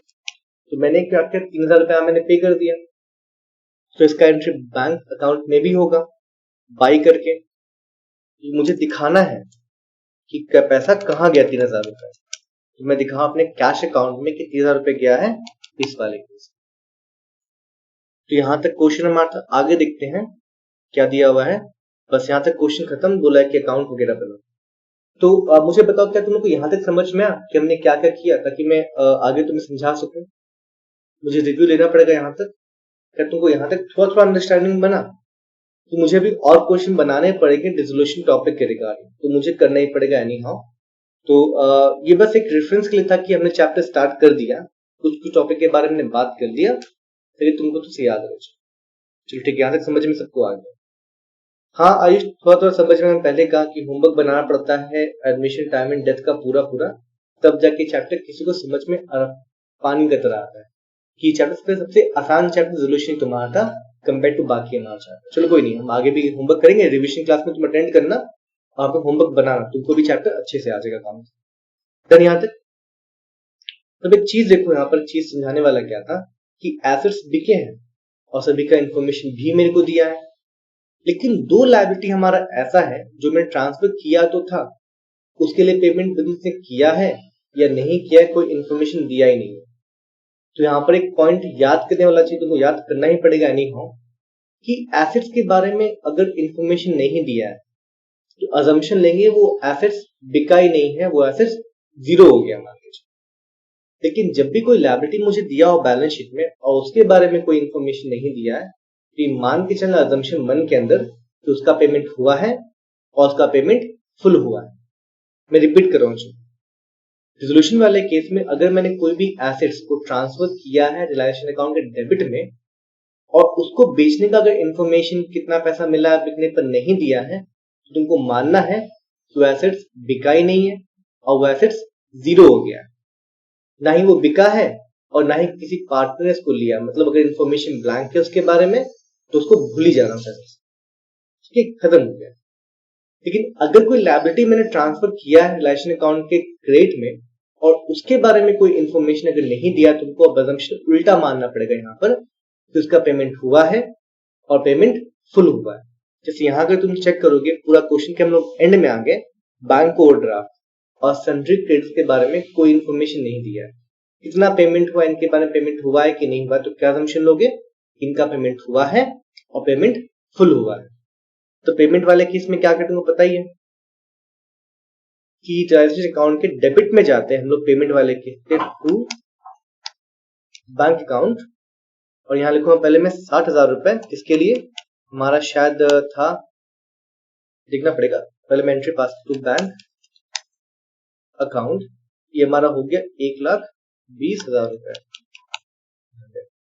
तो मतलब हमने क्या assumption लिया कि यहाँ दोनों का पेमेंट हुआ, कि लायबिलिटी वाले केस में ये assumption ही काम करना है तुम लोग को, ठीक है। इन्फॉर्मेशन नहीं दिया तो मतलब पेमेंट में नहीं गया। तो 60 में दिखा दिया पेमेंट बैंक ओडी के लिए अपने रिलेशन अकाउंट में, और 1,20,000 दिखा दिया मैंने पेमेंट के लिए, क्या चीज का पेमेंट था वो, सन्ड्री क्रेडिटर्स का, कि दोनों को मैंने पेमेंट किया फुल, और क्योंकि मैंने पेमेंट किया तो पैसे जा रहे हैं, तो उसका मुझे इंफॉर्मेशन दिखाना है बैंक या कैश अकाउंट में भी, ठीक जैसे मैंने पहले किया था बाय रिवैल्यूएशन अकाउंट। अच्छा रिवैल्यूएशन में कर दिया, अच्छा मैंने यहाँ पे गलती कर दिया टाइपिंग में, यहाँ पे हमारा रिलेशन अकाउंट तो दिमाग में बैठ गया है, रिवैल्यूएशन अकाउंट रिलेशन अकाउंट होगा, ठीक है। मतलब इस चैप्टर में रिवैल्यूएशन नाम कहीं नहीं आया, मैंने गलती कर दिया, रियलाइजेशन अकाउंट चलेगा, नाम में रखा चेंज किया मैंने। तो पहला मैंने पेमेंट किया 60,000 रुपए बैंक ओडी के लिए, अगला मैंने पेमेंट किया है टू सेम रियलाइजेशन अकाउंट 1,20,000 रुपए इसके। बस ये हम लोग अब पूरे क्वेश्चन के एंड में है, तो अब पूरे क्वेश्चन में कुछ नहीं बचा, पूरा क्वेश्चन खाली हो गया। अप्रोच यही बोलता है कि स्टार्टिंग में सभी इंफॉर्मेशन को उठा के करते चल जाओ ताकि वो इंफॉर्मेशन अब वहां रहे नहीं और पूरा क्वेश्चन क्या हो जाए, खाली हो जाए। अब तुम पूरे खाली क्वेश्चन में क्या ही देखोगे, ठीक है। तो अब तुम अगर दिमाग में इमेजिन कर पा रहे हो तो पूरा का पूरा तुमको पैराग्राफ ब्लैंक लग रहा होगा, बिकॉज सभी पैराग्राफ को मैंने यूज कर लिया और पैराग्राफ होते एंड होते चले गए, टॉपिक बचा नहीं हमारा। बस एक चीज मैंने हाथ में रखा था, वो हमारा था उनके बीच का रेशियो 3:1, वो मुझे दिखना चाहिए हमेशा। तो बस क्वेश्चन के एंड में पहुंच गए, क्वेश्चन के हम लोग एंड में पहुंच गए।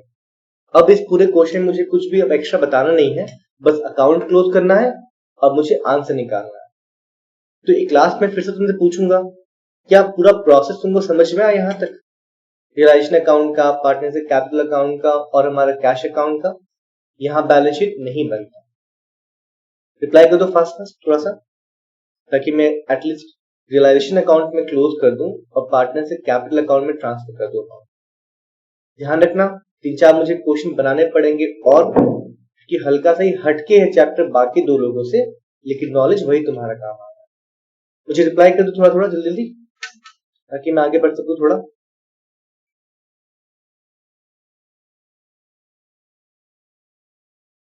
ओके ओके ठीक है, चलो। तो क्वेश्चन पूरा खाली, क्वेश्चन के एंड में पहुंच गए। अब पहले मैं क्लोज करता हूं अपना रियलाइजेशन अकाउंट। मैं फिर से बोल दूं, डाउट सबको आ सकता है तो क्वेश्चन बनाने पड़ेंगे और बाकी बैठने पड़ेंगे। तो पहले यहाँ पे निकालते कि मुझे प्रॉफिट हुआ है कि लॉस रियलाइजेशन अकाउंट में। तो पहले मैं क्या करता हूँ, क्रेडिट पहले ऐड करता हूँ। तुम लोग क्या करो, डेबिट ऐड करो फास्ट फास्ट। तुमको दिखता होगा स्क्रीन पे, तुम डेबिट को ऐड करके अपना फिगर रेडी रखो और पोस्ट करो। मैं क्रेडिट ऐड करता हूँ, ठीक है। चलो तुम लोग स्टार्ट करो, मैं भी स्टार्ट करता हूँ। मुझे क्रेडिट मिला पहले 60,000 रुपए का अमाउंट, फिर मुझे मिल रहा है 1,20,000 रुपए का, फिर मुझे मिल रहा है 2,20,000 रुपए, फिर मुझे मिल रहा है 35,000 रुपए। तुम डेबिट ही ऐड करना, मैं क्रेडिट ऐड करता हूँ। 3,00,000 नहीं 32,000 रुपए है, फिर मुझे मिल रहा है 24,000। मुझे क्रेडिट का सम मिला है 5,42,000 रुपीज, ठीक है।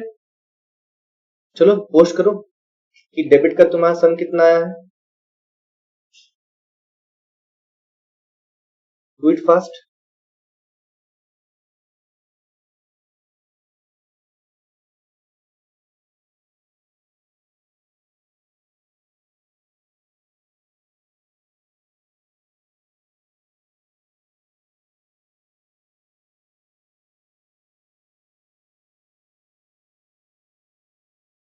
₹6,30,000, इसका मतलब लॉस हो गया, कोई दिक्कत नहीं है। तो दोनों तरफ सेम अमाउंट हम लोग फिल करेंगे। तो 6,30,000 रुपए, 6,30,000 पक्का 6 लाख होगा। पॉसिबिलिटी चलो हो भी सकता है, 3.5 लाख। तो चलो कोई दिक्कत नहीं, 6,30,000 रुपए होगा। 6,30,000 रुपए, 6,23,000, 6,23,000 में दो सबका 6,23,000 ही आ रहा ना। हाँ चलो, सबका 6,23,000 और दो लोगों में मैच कर गया। 6,23,000 रुपए। मुझे यहाँ पे डेबिट ज्यादा मुझे मिल रहा है, क्रेडिट कम है, तो मुझे पक्का क्या हुआ, लॉस हुआ है। निकालते हैं रियलाइजेशन लॉस निकाल लेते हैं। तो 5,42,000 रुपए माइनस 6,23,000 रुपए थे, तो मुझे मिल रहा है 81,000। मुझे मिल रहा है 81,000, चलेगा। और ये 81,000 लिखा मैंने क्रेडिट साइड रियलाइजेशन अकाउंट के as by partners capital account, by partners capital account. तीन पार्टनर हमारे पास है, सैम, सीमा और क्या नाम था उसका, कौन है भाई, और मनन। मनन मनन ठीक है। तो मैं कर क्या रहा हूं कि इसके अमाउंट को 81,000 को डिवाइड करूं उनके रेशियो में। तो 81,000 इंटू 3/6 मुझे अमाउंट मिल रहा है 40,500 रुपए सैम के लिए। 40,500 सैम के लिए मुझे मिल रहा है। अब अगर मैं इसको कर दूं इंटू इंटू मैं कर दूं 2 और 81,000 इंटू 2 डिवाइडेड बाय 6, तो मुझे मिले 27,000 रुपीज। 27,000 रुपीज। अब अगर मैं मन का निकालूं तो रेशियो तुम्हारा वही है, 81,000 इंटू 1 में क्या है कि डायरेक्ट डिवाइड करता हूँ, मुझे मिला 13,500 रुपए। 13,500 रुपए होंगे। इसी लॉस को मैं जाऊंगा पार्टनर से कैपिटल अकाउंट लिखूंगा। सैम में 40,500 रुपए, मैं पहले अमाउंट लिख दूं 40,500 रुपए, आई गेस 27,000 रुपीज था उसका, और 13,500 रुपए मैंने वहां कर हो गया। लिखा मैंने 2 रिवॉल्यूशन अकाउंट। ये अमाउंट जो था वो मेरा रिवॉल्यूशन लॉस था हमारा। कभी कभी प्रॉफिट भी होता है और कभी कभी लॉस भी होता है। तो लॉस कहाँ ट्रांसफर करना है, प्रॉफिट कहाँ करना है, तुमको अच्छे से पता है। तो ये हमने ट्रांसफर कर दिया आराम से, ठीक है। अब वही बात है कि हम लोग क्या कर रहे हैं कि अब पार्टनर का निकाल रहे हैं क्लोजिंग फिगर, क्या क्या हमारा हो सकता है। तो चलो एक काम करते हैं कि मैं करता हूँ सैम का निकालता हूँ, खुशबू निकाले सीमा का, और नीतीश निकाल लो मनन का कि क्लोजिंग फिगर कितना आता है। ठीक है, चलो मैं निकालता हूँ सैम का, खुशबू निकालो सीमा का, और नीतीश निकाल लो मनन का, ताकि जल्दी काम हो सके। ठीक है, तो सैम का 2 लाख रुपए है, 2 लाख रुपए ही तुम्हारा जाएगा उसमें बैलेंस में, और कुछ अमाउंट ही नहीं होगा वहां पर सैम वाले केस में। और मुझे सैम से पैसे जो काटने हैं 2 लाख रुपए में से, वो मुझे काटने हैं 2 लाख में से 30,000 मुझे काटने पहले गुडविल के नाम से, फिर मुझे काटने 32,000 रुपए काटने हैं वो स्टॉक के नाम के, फिर मुझे काटने 40,500 रुपए काटने मुझे रियलाइजेशन लॉस के नाम पे। तो काटने के बाद जो अमाउंट बचता है सैम का, वो बचता है मेरा 97,500। ध्यान दें, अगर हम इसी तरीके से निकाले सीमा वाले केस में, तो सीमा का मेरा होगा 1 लाख रुपए ही हमारा हो जाएगा यहाँ पर। और जो सीमा से मुझे पैसे काटने हैं 1 लाख रुपए में से, वो मुझे काटने हैं 20,000 रुपए गुडविल के नाम का, 24,000 मुझे काटना है, 24,000 मुझे काटना है वो फर्नीचर के नाम का, और 27,000 मुझे कट करना है उसमें से किसका, लॉस का 27,000। तो जो बचता है उसका वो बचा 29,000 मेरा बचता है इसका। ठीक है, कि मुझे इतना उसको पेमेंट एंड पैसा इतना बचता है बिजनेस में। अब अगर मैं देखूं मनन वाले केस में, तो मनन का अगर मैं देखूं ट्रेड, तो वो 20,000 रुपए है, लेकिन डेबिट तुम्हारा जो है वो 23,500 रुपए है। तो मन कुछ पैसा लेके आना पड़ेगा, कि मनन से काटना ज्यादा है और उसको देना कम था। तो इस वाले केस में तुम क्या देखोगे कि मनन को 3,500 रुपए जो है वो लेकर आने पड़ेंगे बिजनेस में। तो तुम्हारा आंसर निकल गया। तुमको 2 लोग को पैसे देने हैं, सैम और सीमा को, तो लिखा मैंने टू बैंक अकाउंट है, इनका इतना पैसा बनता है बिजनेस में, टू बैंक अकाउंट। और जो मनन है उसको उतना पैसा लेकर आना, तो लिखा मैंने बाई बैंक अकाउंट। तो पहले एंट्री कर ले, चलो पैसा लेके आना है, तो बाई बैंक जो मैंने एंट्री किया पार्टनर से कैपिटल अकाउंट में, और लिखा मनन में सिर्फ 3,500 रुपए। तो इसका तुम एंट्री करोगे अपने बैंक अकाउंट के डेबिट साइड में, टू मनन कैपिटल अकाउंट। ध्यान दे कितना, 3,500 रुपए। ध्यान दे, ठीक है, पैसे इतने आ गए हमारे पास। अब हम पेमेंट कर भी रहे हैं, तो बाई, अब लिखने देखो यहाँ पे ना लिखना इंडिविजुअली करना है, यहाँ पर बाय सैम्स कैपिटल अकाउंट। ठीक है, कितना था चेक कर लूंगा मैं, और फिर तक बाई सीमास कैपिटल अकाउंट। सीमा का मुझे अमाउंट याद है 29,000 था, तो मैं स्लाइड बाद में चेंज कर दूंगा। देखता हूँ सैम का हमारा कितना अमाउंट था। सैम का था 97,500, 97,500। ये पूरा बैंक का जो नहीं अकाउंट में ये पूरा इन्फॉर्मेशन दिखा था, ज्यादा हो गया क्या? हाँ अब सही है कि पेमेंट मेरा कहाँ कहाँ कौन सा अमाउंट मेरा गया। तो अब हमारा पार्टनर का कैपिटल अकाउंट भी क्लोज है, और इस बार डिसोल्यूशन का टॉपिक में क्लोज पे मुझे क्या मिलता है, पार्टनर अकाउंट क्लोज करने पर किस पार्टनर को कितना पैसा देना है।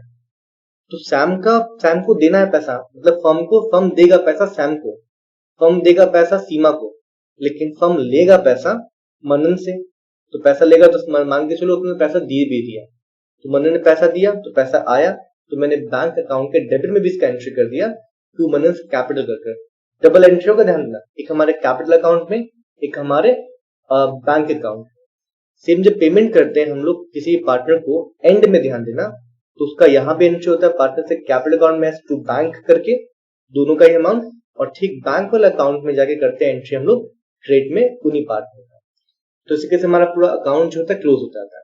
अब अगर मैंने पूरा क्वेश्चन अगर सही बनाया है, तो ध्यान देना कैश या बैंक अकाउंट का डेबिट साइड और हमारा क्रेडिट साइड दोनों ही क्या होता है, इक्वल आता है एंड करने में। तुम बच्चे क्या करो, क्रेडिट को ऐड करो सभी बच्चे, और मुझे आंसर पोस्ट करो ग्रुप में। मैं डेबिट ऐड करता हूँ और चेक करता हूँ कि हमारा आंसर मैच करता है कि नहीं करता है, या फिर हमारा कहीं पे अमाउंट गलती हुआ कि नहीं हुआ। तुम लोग ऐड करो, क्रेडिट तुम लोग ऐड करो, मैं डेबिट ऐड करता हूँ। ठीक है, चलो डेबिट का पहला आइटम है 2,20,000 रुपए, अगला आइटम है 35,000 रुपए, और 51,000 थर्ड आइटम हमारा है डेबिट में मेरा, और 3,500 में अमाउंट है वो मेरा क्रेडिट में। मुझे अमाउंट मिल रहा है वो मुझे मिल रहा है 3,09,000 रुपए 500। चलो 3,09,500 रुपए। और तुम लोग अपना मुझे आंसर पोस्ट करो। भगवान करे, दुख लग रहा है दिल में मेरा कि आंसर मैच करेगा नहीं करेगा, बहुत दिन बाद बना रहे हैं। अच्छा आंसर मैच नहीं किया लगता है मेरा, गलती हो गई ना भाई। अच्छा गलती हो गया, ये था 97,500 प्लस आगे मेरा 29,000। यस गच्छ बन गया आंसर, मेरा आंसर। चलो देखता हूँ तुम्हारा चैट, तुमने कितना भेजा। करो करो पोस्ट करो।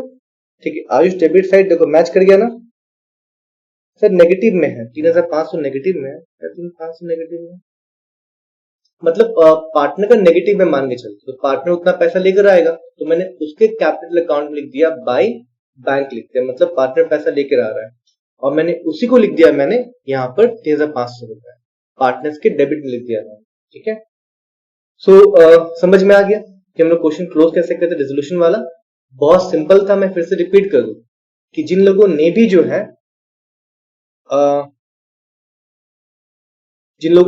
है मान के चलो कि ये क्वेश्चन जो लोग एडमिशन टॉपिक किए, डायमंड टॉपिक किए, उनको एक क्वेश्चन बड़ा ही सिंपल लगा होगा कि सब क्वेश्चन में ही जो मुझे करना है पूरा क्वेश्चन में ही दिया है, बस कहीं कहीं अगर मैं दिमाग लगा लूं, याद कर लूं कि यहाँ पे क्या होता है वहां पे क्या होता है, तो बहुत ही तुम्हारा जो है वो आसान हो जाएगा पूरा क्वेश्चन। चलो फिर से आ गया बात रिप्लाई वाला चीज, मुझे रिप्लाई करो, क्या इस क्वेश्चन से कुछ कुछ अंडरस्टैंडिंग बैठा तुम लोग के दिमाग में? कुछ sir little to work but हो जाएगा। हाँ अरे हो जाएगा, टेंशन नहीं है, चैप्टर हो जाएगा। लेकिन देखो तुम नीतीश, तुमने कहा ना लास्ट क्लास में मेरे घर आए थे कि तुमको डाउट है फंडामेंटल में, मैंने स्टार्टिंग में ही ये भविष्यवाणी कर दिया था कि जो बच्चे थोड़ा सा अगर लैग करेंगे बिहाइंड होमवर्क बनाने में, उनको आगे आगे चैप्टर समझ में नहीं आएगा, डिफिकल्टी होगा मान लीजिए। और जो लोग करते चले नॉर्मल, उनको चीजें आसान लगेंगी धीरे धीरे। तो समझना कि तुम डरना मत, समझो कि मैं किस स्टेप पे खड़ा हूँ और दिक्कत मुझे क्यों आ रही है। समझ जाओगे तुम उन पे काम करोगे और काम करने के बाद वो चीजें ठीक हो जाएंगी। तो होप तुम लोग को इस एक एग्जांपल से तुम लोग को समझ में आएगा रेजोल्यूशन टॉपिक क्या होता है। बाकी जब क्वेश्चंस खुलेंगे एंड में तब तुम लोग को और टॉपिक सिखाऊंगा इसके अंदर, लेकिन मान के चलो टॉपिक बहुत ही सिंपल है। तो इस क्लास का मैं रिकॉर्डिंग मैंने कर लिया है, जो बच्चे आज एब्सेंट किए हैं शायद या फिर नहीं आ पाए ऑनलाइन, उनको मैं इसका रिकॉर्डिंग दे दूंगा।